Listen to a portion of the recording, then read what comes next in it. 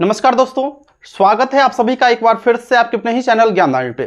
देखिए साथियों, 7वीं चरण शिक्षक बहाली के नोटिफिकेशन को लेकर जब से एक लेटर पब्लिश किया गया है शिक्षा विभाग की ओर से कि जुलाई के अंतिम सप्ताह में आपको नोटिफिकेशन देखने को मिलेगी। ऐसे में बहुत से अभ्यर्थी घबरा रहे हैं जिनका कम मेरिट है वह कि उनका बहाली हो पाएगा या नहीं हो पाएगा। ऐसे में साथियों, आपके लिए ही हम एक वीडियो आज प्रोवाइड करवा रहे हैं जो कट ऑफ से रिलेटेड है। साथियों, इससे आप पता कर सकते हैं कि आपका इतने कट ऑफ पर बहाली होगा या नहीं होगा। साथियों, इसके लिए मैंने आप लोगों से ही एक सर्वे किया जिसके आधार पर आप लोगों ने वोटिंग किया और वोटिंग के आधार पर हम इसको कैलकुलेशन किए, गणना किए और छठे पेज में जो नियोजन हुई थी लास्ट कट ऑफ कितना गया था, हम कई सारा नियोजन इकाई का चयनित अभ्यर्थियों का सूची निकाल कर देखे। उसके आधार पर कैलकुलेशन करने के बाद हम आपको एक ऑथेंटिक डाटा आज प्रोवाइड करवा रहे हैं जिससे आप सिक्योर हो पाएंगे कि इतने मार्क पर आपकी बहाली होगी नहीं। साथियों, आपके सामने स्क्रीन पर कहीं ना कहीं दिख रहा होगा कि आप लोगों ने जो वोट किया था कि आपकी परसेंटेज कितनी है। इसके आधार पर हमने जो सरकार के द्वारा 80,000 बहाली जो निकाली जा रही है इसमें कितने अभ्यर्थियों का कट ऑफ कितना तक जा सकता है, उसके आधार पर आपको हम अभी सारा का सारा कैलकुलेशन डाटा बताने वाले हैं। साथियों, यह डाटा आपको 1 to 5 टीचर के लिए होगा जो बेसिक ग्रेड के शिक्षक होते हैं उनके लिए, और इसके बाद हम चर्चा करेंगे 6 to 8 अभ्यर्थियों के लिए। साथियों, चलिए हम पहले फीमेल का देख लेते हैं, उसके बाद हम मेल का देखेंगे। साथियों, इसमें आप यह देखेंगे कि आपका मिनिमम मार्क्स कितना है जिससे आप पता कर सकते हैं कि आपकी बहाली होगी या नहीं होगी। साथियों, आपको सारा का सारा डाटा जो है ऑथेंटिक दिया जाएगा क्योंकि मैंने इस वीडियो के लिए कम से कम 4 या 5 रोज से कार्यरत है और आपको सारा का सारा जो कैटेगरीज वाइज है, general, EWS, BC, EBC, SC, ST, विकलांग के साथ साथ जितने सारे कैटेगरी होते हैं मैंने सारा का अलग अलग एनालिसिस कर दिया है। साथियों, चलिए हम इस पे विस्तार से चर्चा करते हैं। देखिए साथियों, हम इस पे मिनिमम मार्क्स का ही चर्चा करेंगे, हम हाईएस्ट कट ऑफ नहीं लेंगे क्योंकि हाईएस्ट कितनी आएगी यह किसी को पता नहीं है। क्योंकि मैंने सर्वे में यह भी पता किया कि हाईएस्ट कट ऑफ वाले कितने अभ्यर्थी है, बहुत ही कम है। आपको बताएंगे हम अगले वीडियो में कि हाईएस्ट कट ऑफ वाले कितने अभ्यर्थी हैं, और लोएस्ट का तो बात छोड़ दीजिए, लोएस्ट तो बहुत सारा है। तो साथियों देख लीजिए आपका मिनिमम मार्क कितना होना चाहिए। चलिए हम पहले फीमेल का देख लेते हैं, इसके बाद हम मेल का देखेंगे। साथियों, एक बार फिर से सुन लीजिए आपके को कि 1 to 5 के लिए यह डाटा अवेलेबल कराया जा रहा है। साथियों, चलिए देख लीजिए जनरल कैंडिडेट जो फीमेल के हैं, साथियों उनका अगर 63 या इससे एबव मेरिट बन रहा है तो आप सिक्योर मान सकते हैं कि 7वीं चरण शिक्षक बहाली में आपका नियोजन होगा। लेकिन साथियों, आपको बता दें कि आपको अगर मेरिट निकालने का प्रक्रिया नहीं पता है तो डिस्क्रिप्शन में एक लिंक दिया गया है वीडियो का, उसको देखिए और आप यह पता कर पाएंगे कि आपका मेरिट कितना बन रहा है। चलिए देख लेते हैं साथियों, ईडब्ल्यूएस कैटेगरी का कितना कट ऑफ जा सकता है कम से कम, क्योंकि हाईएस्ट जिनका है उनका तो होगा ही होगा, कम से कम का बात कर रहे हैं। 61% अगर आपका है या इससे अधिक है तो आप खुद को सिक्योर मान सकते हैं कि आपकी बहाली 100% होगी। फिर ईबीसी कैटेगरी का जो 60 to 65, साथियों कम से कम कट ऑफ 60। आपका अगर मार्क 60% है तो आप खुद को सिक्योर मान लीजिए कि आप 100% जो है शिक्षक बहाली में आप नियोजित होंगे।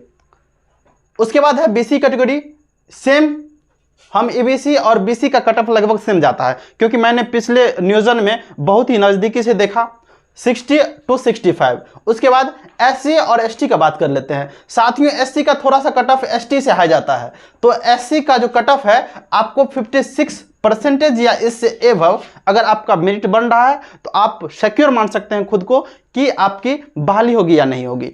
साथियों, चलिए देख लेते हैं एससी कैटेगरी का। एससी में अगर आपका 52 या 52 से एबव है, इतना समझ लीजिए आप अगर 52 या कम से कम आपका 55 है ना, तब आप एससी कैटेगरी से बिलोंग्स करते हैं तो आपकी नियोजन 100% होने की चांस बन रही है। उसके बाद साथियों विकलांग का बात कर लेते हैं। दिव्यांग का तो हम कट ऑफ निर्धारित नहीं कर सकते हैं साथियों, लेकिन फिर भी आपका जो यह होता है डिपेंड अपॉन सीट, वहां पर जितनी सीट होती है अभ्यर्थियों की जो जितना प्रेजेंटेशन होता है उसके आधार पर आपका जितना कम मेरिट बन रहा है उसके आधार पर हो जाएगा। फिर भी आपका 57 या 50 से अबव है तो आप चांस रख सकते हैं कि आप विकलांग हैं, तो उसके आधार पर आपकी बहाली होगी। विकलांगता सर्टिफिकेट आप बना लीजिए अगर आप विकलांग हैं तो।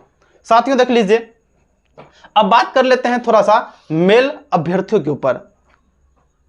फीमेल में तो साथियों ज़्यादा मारामारी नहीं होता है, सबों का हो जाता है, लेकिन मेल में बहुत सारा झंझट है। 1 to 5 के स्टूडेंट का भी और 6 to 8 का तो बात ही छोड़ दीजिए। हालांकि 6 to 8 का वीडियो हम इसके जस्ट बाद आपको प्रोवाइड करवाने वाले हैं, तब तक देख लीजिए 1 to 5 का जो बेसिक ग्रेड के टीचर हैं मेल का कट ऑफ कितना कम जा सकता है।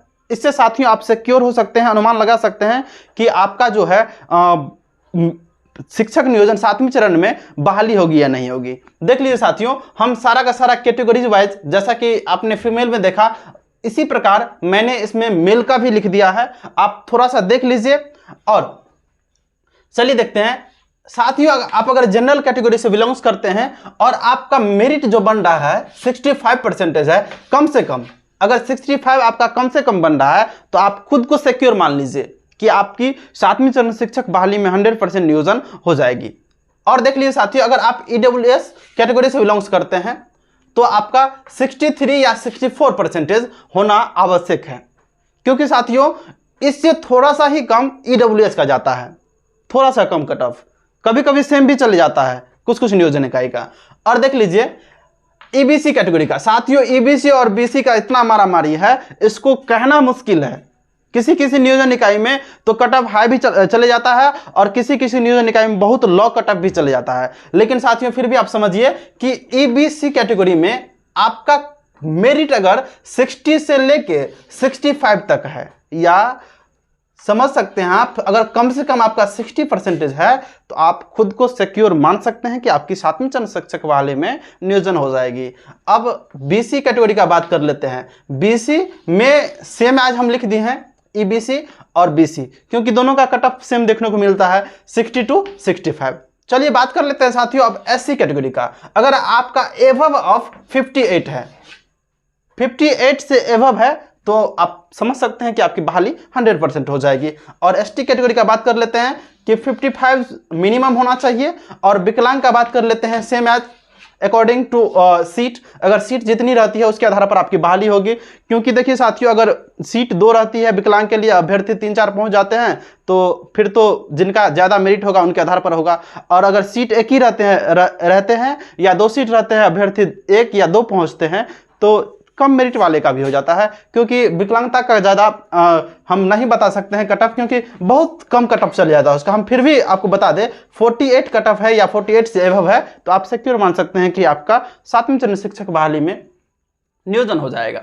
साथियों इसके आधार पर आपने देखा, वैसे आपको मैंने जो आपने वोट किया है आपको स्क्रीन पर दिख रहा होगा, है ना, उसके आधार पर मैंने यह कैलकुलेशन डाटा आपको अवेलेबल करवाने का कोशिश किया। साथियों इसके अलावा आपको जो भी कन्फ्यूजन है, जो भी डाउट है, या 7वीं चरण शिक्षक बहाली से रिलेटेड जो भी समस्याएं आती है जिससे आप समझ सकते हैं कि इससे मेरी नियोजन में तकलीफ होगी या आपको कोई भी समस्या का समाधान नहीं मिल पा रहा है, तो आप हमसे ज़रूर एक छोटे भाई के नाते सलाह ले सकते हैं। मेरे से जितना पॉसिबल होगा हम आपको सहयोग करने का कोशिश करेंगे। साथियों धन्यवाद, आज के वीडियो को यहीं पे ख़त्म करते हैं। और फिर से आप अगर नहीं समझे हैं तो वीडियो को स्टार्ट करके देख लीजिए और स्क्रीनशॉट भी ले सकते हैं इसका। चलिए साथियों वीडियो को शेयर जरूर कीजिएगा ताकि जो भी अभ्यर्थी हैं 7वीं चरण शिक्षक बहाली में उनको यह डाटा ऑथेंटिक डाटा प्रोवाइड हो सके। धन्यवाद साहब।